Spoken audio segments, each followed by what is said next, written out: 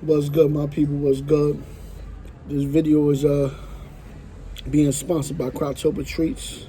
Y'all check them out. I'm gonna make sure below I have them the ad for the IG page, and then the other links they have. Awesome CBD treats, CBD juices, CBD brownies, a bunch of things. Awesome brand. Y'all check them out as soon as you can. But this Sunday we're going to talk about hard money lenders and private lenders. They're a more expensive way to get into the market. And please understand, the real estate game is a lot different from other markets, like the stock market. The stock market is controlled in one area. A little bit of AI and a bunch of market makers create the stock market. Real estate is a lot different than that. Real estate, there's no per se one market. There's multiple markets in real estate. So when you see these other guys on YouTube and all these other guys, if you're interested in real estate, talk about, oh well, the market's gonna crash. That's select in areas. Yes, may more than others, absolutely, but that's select. That has nothing to do with directly the entire market. There is no entire real estate market. You know what I'm saying? Like, that's impossible. If you go to Oklahoma right now, they're paying people to move to Oklahoma, giving grants and actually taking some initiative by giving you $15,000 to take off your mortgage. As well as that, when you work from home, you receive another discount. So when it comes down to it, Oklahoma as being one market of the entire country is thriving right now. People are coming from all over the country to Oklahoma. I'll be there soon. Believe that. See, the one thing about your dog, Big Lottie over here, I don't play to one market. Right now, I live in South Florida, where I'm at right now. But I invest in North Florida. I don't believe in being in one market. I'd rather be in both. The percentages of New Yorkers that moved and left the city,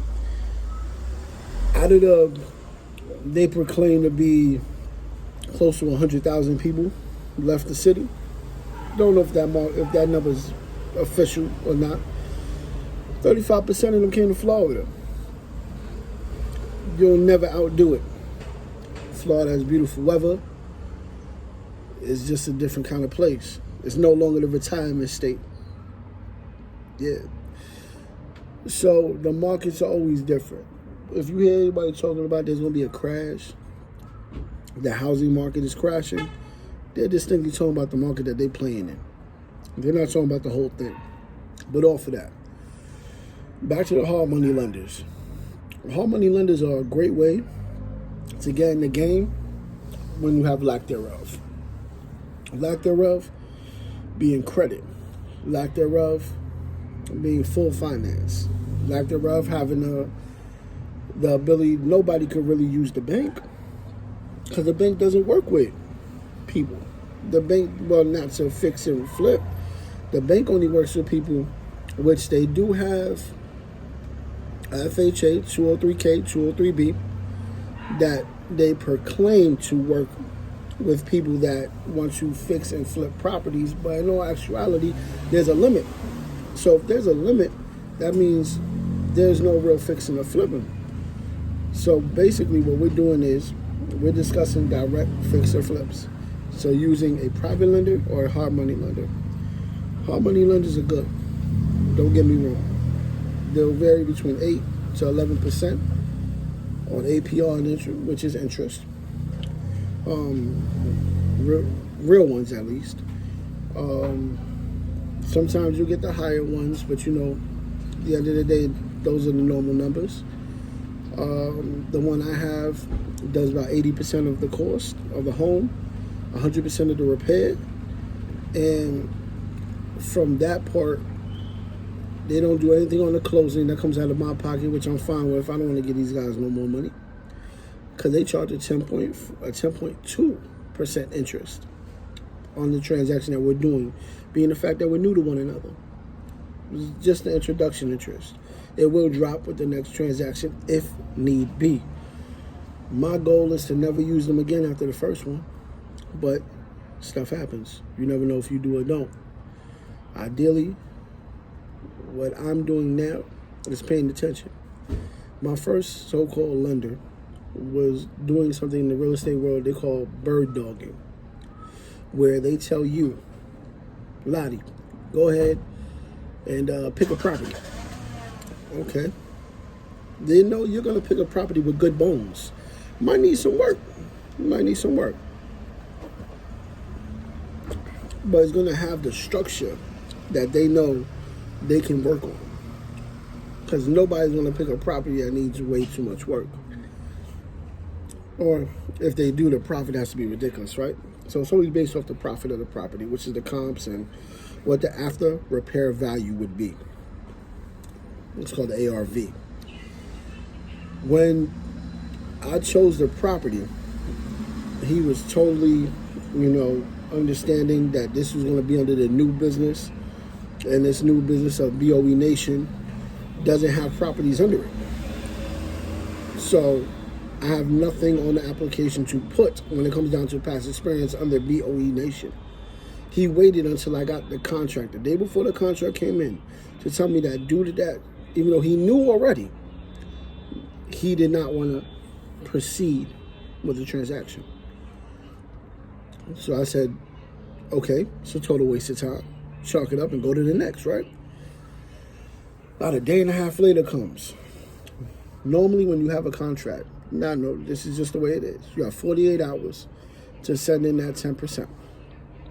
If you're not sending in that 10%, which is your earnest payment, you have to send, you just write the contract over to somebody that will, or you lose the contract in general.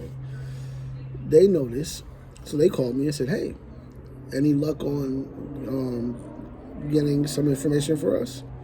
Either me gaining a partner to the business that had properties under his belt, or I just, let it go. I said, no. I found another lender that would do it, and it's done. I have the home. Oh, okay, because we were going to offer you about $8,000 for the contract. If you want to write the contract over, you still can. That's bird dogging. These guys go out of their way to push you and to get you to think that they're working with you. And little do you know, they're just waiting for you to get to that contract. They pull the contract away. They pull the deal off the table, and then try to hit you with a wholesaler's finding fee. That's not what I do. I don't work for nobody. That's the point of being an entrepreneur. I'm in real estate now. I'm not going to waste my time driving from house to house, pick something that I like to give it to you for $8,000. $8,000 is not chump change, but to me it is. My energy, my time, way too much value. I refuse to be that guy. So I say that to say this, people. Don't get bird dogged out here. Don't do it. Don't allow a lender. Make sure, first, the application is complete before you look for the home. Make sure, or before you tell them you have the home, make sure that they, if you have to, I said it twice, so I believe he knew. But say it 3 or 4 times. If the property's under this business for the first time, for an investment property, that they understand that. You know what I'm saying? And make sure that you're talking to a human being. The bad thing about these so-called, and I don't want to say their name because that's bad business. I'm not here to hurt anybody's business. I'm not here to, throw shade or none of that.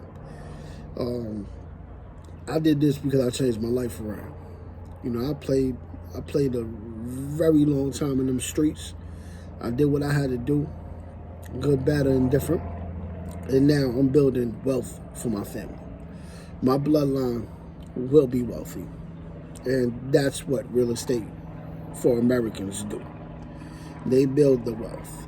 I put up a post on my Facebook from BOE Nation stating 87% of the profitable real estate, profitable land in America is owned by Eastern Europeans or Western Europeans, either way, Europeans, Caucasians, or Caucasian Americans, however you want to put it. There's nothing wrong with that, right? Wrong. It shows the lack thereof for us as indigenous people, African Americans, Latinos, whatever you want to put yourself under, Asian Americans, whatever you want to put yourself under, whatever category you ride. I ride as a Latino. My family is black and Puerto Rican. That's my family. We come from Taino people, the indigenous bloodline of America. We are the true Americans. You understand me?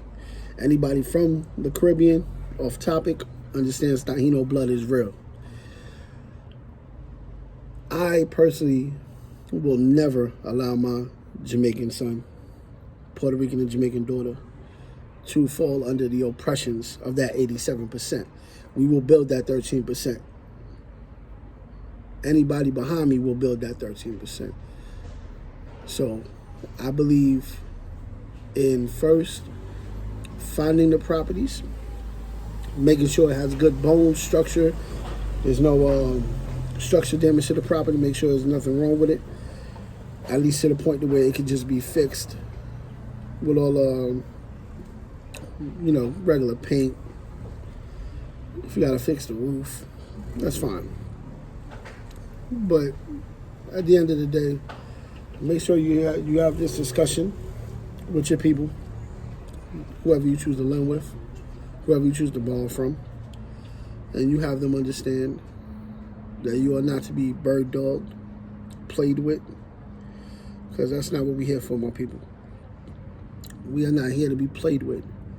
We are not here to be looking for houses for nobody else. This is for us. 13% is for us.